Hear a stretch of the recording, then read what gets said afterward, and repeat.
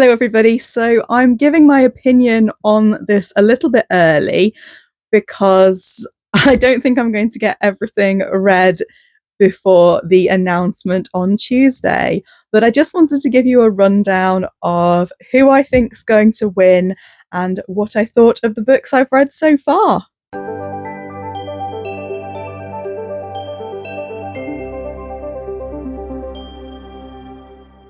I've read 4 of the 6 of the International Booker shortlist, and I'm halfway through a 5th, and unfortunately the one that I haven't managed to get around to reading, although I have bought a copy just the other day, is Heartlamp by Banu Mushtuk. So I just want to apologise for not being able to discuss that one and give it the attention that I'm absolutely sure it merits. It sounds like a brilliant book. It sounds like it's a retrospective on Mushtuk's career.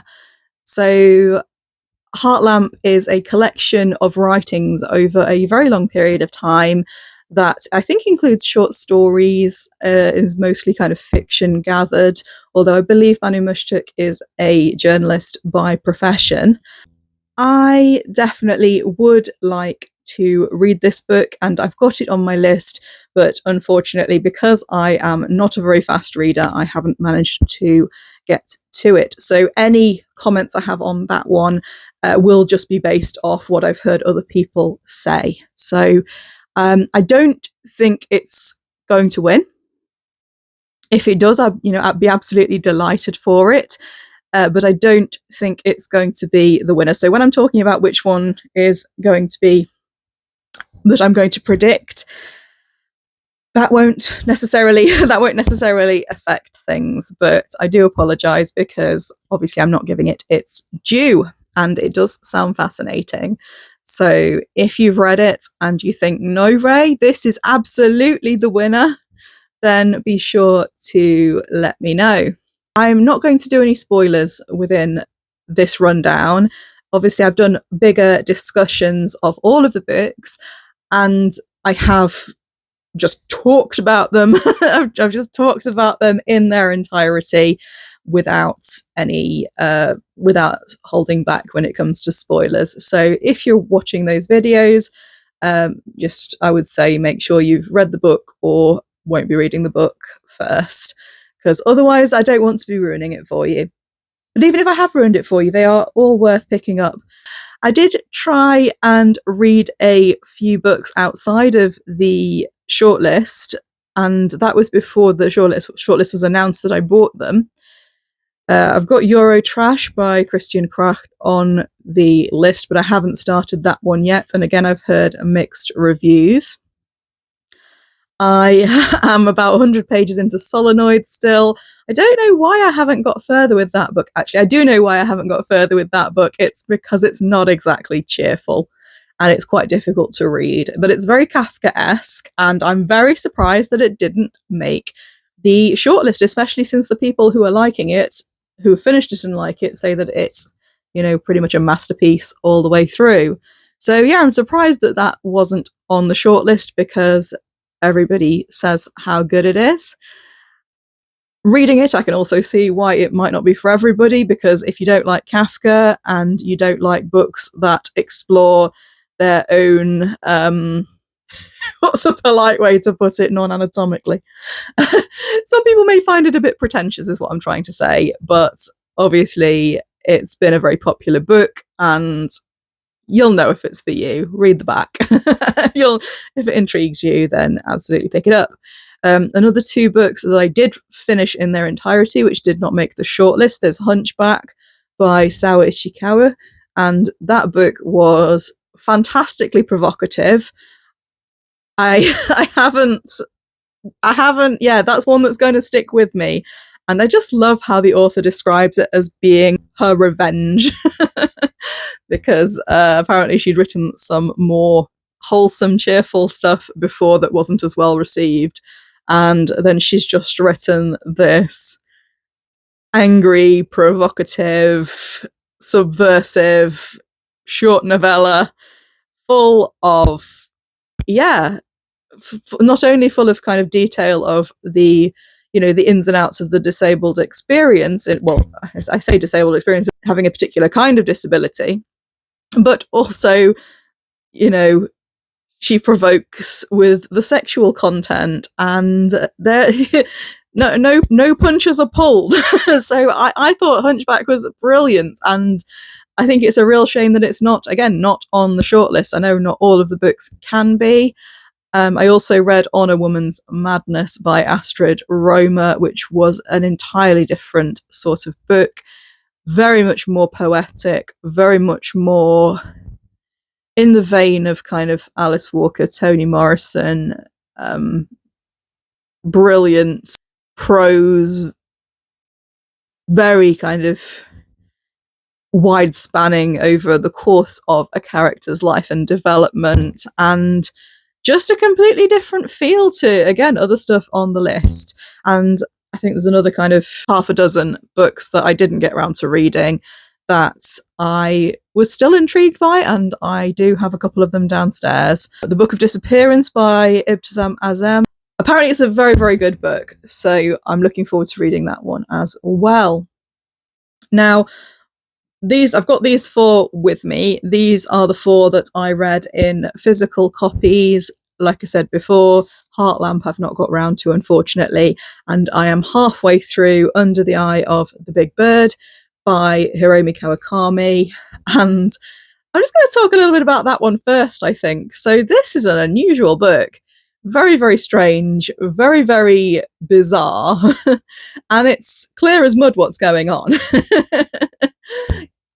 I have never read a book that's so consistently confusing as to what vibe they're going for, because I think it's set about 10,000 years in the future.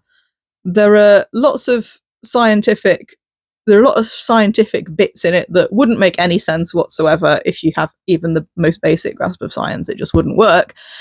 But you don't care. You don't care that you don't understand what's going on. She's absolutely mesmerizing in the way that she writes, and this book absolutely stands out against the others, and it stands out against other Japanese writers that I've read. It stands out against other post-apocalyptic writers that I've read. It's like nothing I've ever come across, and the writing, obviously, as everyone says, it's very pared back. It's not cluttered. Uncluttered is how I would describe it. And it's just mesmerizing. You're basically being taken down all these short stories into this world, and the world doesn't make any kind of visual sense to me, because each part you're learning about, like some of the parts, have various different levels of tech, and like I say, I'm not going to do any spoilers. And basically, I just think everybody should read it. I think it's one of those books that, like, you'll have opinions about. It's mesmerizing to read. You'll be frustrated because you won't be really understanding what's going on. Little bits will click together, and I'm thinking that when I get to the end, I'm probably going to want to read it straight away. So, in terms of my personal tastes, this one would probably be my winner. But that's unfair, because it's the one that I'm. It's the most Ray book. It's the most Ray book of all of them. It's the one that suits my personal tastes. It's weird. It's interesting. It's intriguing. It's a Japanese author who I already respect and would like to hear more from. So, yeah, for me, am I saying it would be my winner? I don't actually know. I don't actually know, because is it as good as something that's as provocative as Small Boat? Something that's as important politically, and something which makes you think about migration and makes you think about inequality in the world, and which tackles all those humongous issues in such a very, very short space of time. This book doesn't have sweeping world building or anything like that, because it's not the sort of book that you'd need sweeping world building. It's set between England and France, and it's politically very relevant, and it's provocative and full of It's so well put together, and again, I'm not going to spoil anything, but I thought this one would be, when I first started reading it, I thought it was going to be a letdown, but it just it just got right under my skin. It's difficult to get it right because the expectation is so high when you've got such emotive subject matter, but it was treated with such respect. And honestly, I may donate this to the library because I think, the more people read this, the better. Really, this was an outstanding book, and I don't think this will win. And the reason why I don't think this one will win is because it's the one I think people will expect to win. And I get the impression that that this panel is probably going to go for something a little bit more abstract. You've also got, obviously, a leopard skin hat, which stands out to a lot of people as being full of emotion and heart, because this is a very moving and loving portrait of a troubled young woman. And out of all of the books on the list that I've read, obviously I can't include Heartlamp because I haven't read it and I can't comment. But out of the other ones, this is the one that has the best character work, and that brings an actual person to life. So if you require characters to connect to a story, this is a character piece, and it's the story of a friendship told in very, very moving vignettes with some excellent writing. So I think this will stand out for a lot of people.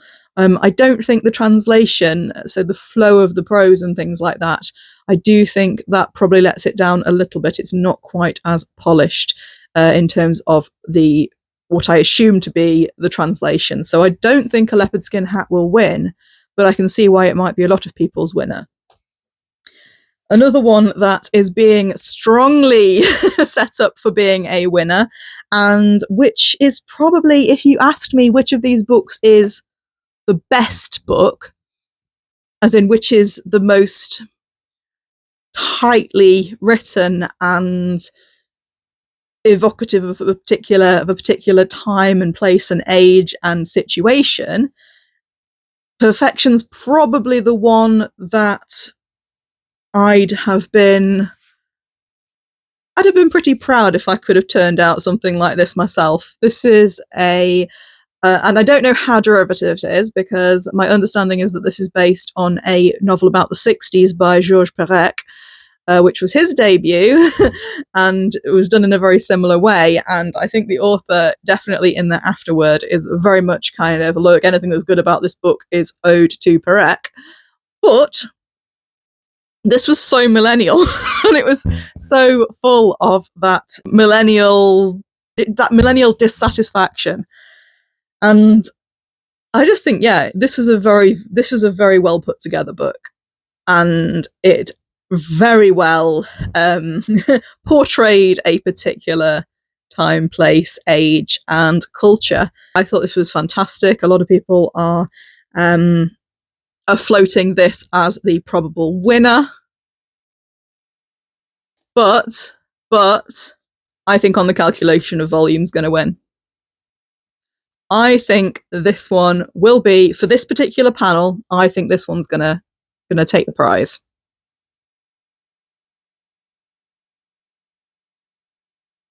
Do you agree with me? Let me explain why. So, this book was I like I say, it's difficult without. I mean, there's not really any spoilers. Literally nothing happens in this book, and that's not really spoiling it, because if you're going into it expecting something to happen and then nothing does, you're going to be hugely, hugely disappointed. So do not expect this to be an action-packed romp, because it isn't. This is basically Groundhog Day, but if nothing happened at all on a completely insignificant day and basically it's about what would happen and how terrible that would actually be, to be stuck in a time loop so detached from the people who you love around you and the distance that creates. And it's terrifying. And when I read this book, I hated every minute of it. I was reading this book and I was like, I want to be doing anything else other than reading this. please no. Please no, let me do something else. Let me go. And there's another 6 volumes to go. Like, oh, I don't know how she's going to drag it out.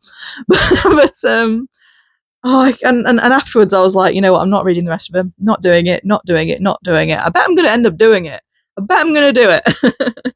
I had a discussion on Litsy about this book because loads and loads of people loved it and they found it fascinating and they were drawn in and they found it magnetic and mesmerizing and they absolutely loved it. And I can see and kind of see why. But I didn't feel nothing about this book. I felt claustrophobic. I felt, oh my goodness, this would be my idea of hell. This would be terrible. And it's the mundanity. This is a tribute to the mundanity of everyday life and the importance of our own shared temporality. I think it's going to win. I think it's going to win. I think it's going to take the prize, but what do I know? These are all like there is no book on the list. There is no book that if it won, I would be cross because they are all brilliant in their own. They're all brilliant in their own ways, and I just feel like it's been such a massive privilege to read through them all. I'm so glad I made the effort. It has not been a cheerful journey, and I will be doing a video soon about the books I'm going to be hopefully reading next to try and palate cleanse a little bit because there has been some hard hitting issues here, and I've done a lot of feelings and thinking about things in a way that I wouldn't necessarily otherwise have done. So this has been a real privilege. I will hopefully have reviews for the other books on the list that I'm reading eventually, but it may be after the prize itself has been announced. So yeah, thank you for coming on this journey with me. Let's see if I'm right. And if you watch this video before it's announced, please tell me, what do you think is going to win? What do you think is going to take first place? Like I say, I wouldn't be upset about any of these because they're all fantastic in their own way. See you all at the results.